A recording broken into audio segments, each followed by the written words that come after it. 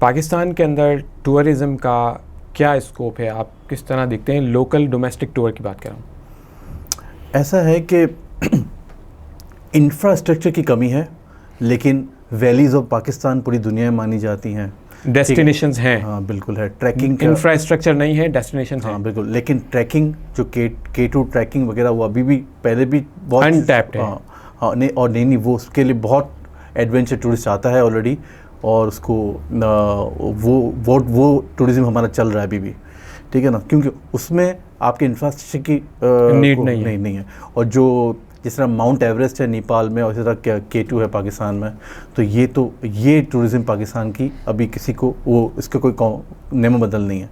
बाकी valleys of Pakistan, northern areas of Pakistan, फिर cultural heritage में लाहौर, कराची, ये अभी भी उठ रहे हैं, कोशिश कर रहे हैं हम लोग। लेकिन अभी जब मामला गवर्नमेंट के सेटल हों फिर वो दोबारा टूरिज़्म पे जाएंगे। एक वक्त था कुछ साल पहले, कोविड से पहले पाकिस्तान टूरिज़्म को काफ़ी प्रमोट किया जा रहा था और काफ़ी टूरिस्ट आया भी था, लेकिन अब ऐसा है कि और बढ़ता जाएगा इंशाल्लाह। गवर्नमेंट का फोकस उस वक्त था, लेकिन अब गवर्नमेंट अब पहले स्टेबल हो फिर दोबारा। अब तो पॉलिटिकल इंस्टेबिलिटी की वजह से आई बिलीव कोई भी इंडस्ट्री, कोई भी सेक्टर जो है वो उस तरह से परफॉर्म नहीं कर पा रहा जिस तरह से वो कर सकता है या उससे आगे बढ़ सकता है। एग्जैक्टली।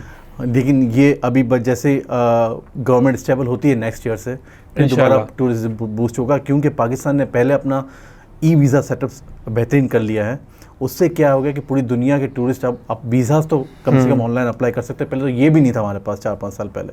अच्छा, ठीक है ना जी। तो अब ऐसा है कि अब टूरिस्ट आ सकता है जब गवर्नमेंट स्टेबल होगी, टूरिज़्म को थोड़ा बूम होगा, उसमें बजट आएगा तो ज़रूर बढ़ेगा। ये स्पेसिफाई द ई वीज़ा के क्या फीचर्स हैं, उससे क्या सहूलत होती है, उससे किस तरह टाइम सेव होता है, थोड़ा इलैबोरेट करेंगे? कि पहले पाकिस्तान का वीज़ा लेना बहुत लोगों के लिए बड़ा मामला था। पाकिस्तान का वीज़ा लेना बहुत मुश्किल था, बहुत मुश्किल था, क्योंकि पाकिस्तानी कॉन्सुलेट या एम्बेसी से रब्ता करके उनको डॉक्यूमेंटेशन देना, फिर वहाँ के टूरिस्ट को, और डॉक्यूमेंटेशन देने के बाद उनको फिर कहना कि भाई वहाँ से इन्विटेशन लेटर दें, कौन आपकी गारंटी दे रहा है, फिर उनकी प्रोसेस हो, फिर 15-20 दिन में लोग इतना टेंस हो जाते थे कि अमेरिका वीज़ा लेना भी आसान होता था। अब ऐसा, और अब जो बाहर की जिस तरह की एग्जीबिशंस होती हैं ना, जो पाकिस्तान में एग्जीबिशंस होती थी, उनके लिए भी एग्जीबिटर्स को वीज़ा लेना एक मुश्किल काम था। लेकिन जब से वीज़ा सेटअप हुआ, ये वीज़ा सेटअप हुआ इमरान खान की हुकूमत में 2018 के बाद तकरीबन। और जब वो सेटअप हुआ तो उससे क्या फ़ायदा हुआ? उससे ये फ़ायदा हुआ कि इन्विटेशन तो फिर भी चाहिए होता है, लेकिन सिर्फ लेटर स्कैन करके कर दिया, कोई भी टूर ऑपरेटर को आपने ऑनबोर्ड कर दिया, उसने अपना काम कर दिया, वीज़ा आ गया, फ़ौरन ऑनलाइन फॉर्म भर दिया, अब कॉन्सुलेट एम्बेसी जाने की ज़रूरत यानी कि ई वीज़ा जो आने से जो है ना वीज़ा प्रोसेस ईज हो गया। जब पाकिस्तान टूरिज्म कैसे बढ़ेगा? जब तक वीज़ा आसान होगा, जो लोग आना चाहते हैं वो आसानी से एक्सेसिबल होंगे तो ज़ाहिर वो आएंगे। बिल्कुल ये सही है, पहले ऐसा नहीं था। तो टूरिज़्म को बढ़ाने के लिए तो सबसे पहला फर्स्ट पॉइंट है वीज़ा। फिर आपके पास एयरलाइंस की होनी चाहिए। हमारे पास गिनी चुनी एयरलाइन पाकिस्तान में आती हैं। एक वक्त था कि दुनिया की सारी एयरलाइंस पाकिस्तान में आती थी। कराची हब था, कराची एयरलाइंस का हब होता था ट्रांजिट के लिए। जैसे अभी दुबई, दोहा और इत्तेहाद, अबू धाबी, ये अभी हब हैं। पहले कराची हब था। तो कराची पे सारी एयरलाइंस आके ट्रांजिट होके जाती थी। चाहे फार ईस्ट जाना है, डीप फार ईस्ट जाना है, जापान कोरिया जाना है, ऑस्ट्रेलिया जाना है, तो सब करवाया ट्रांजिट होते जाते थे यूरोप के लिए। उस तरह पहले यहाँ आते थे कराची, क्योंकि एशियन एयरलाइंस जो थी वो यूरोप जाती थी तो कराची हब को टच करती थी। और यूरोपियन टर्किश एयरलाइन आती थी तो यूरोपियन काफ़ी UK एयरलाइन आती थी तो यहाँ पे कराची हब को टच करके एशियन जाती थी, तो बहुत ज़्यादा फ़ायदा था। लेकिन अब जो है ना, हालात बिल्कुल बदल गए। हाँ, अब एयरलाइंस कम है, लेकिन ये है एयरलाइंस के कम होने का रीज़न क्या है? What do you think? Pakistan का अपना इंफ्रास्ट्रक्चर, सिक्योरिटी का इशू या पॉलिटिकल? जैसे कि आपको याद होगा कराची एयरपोर्ट पे हमला हुआ था एक बार। हाँ, तो कैथे पैसिफिक एयरलाइन थी, वो नहीं है, उसके बाद से वो गायब है। ठीक है ना। कैथे पैसिफिक हांगकॉन्ग की एयरलाइन थी। अच्छा, ठीक है ना।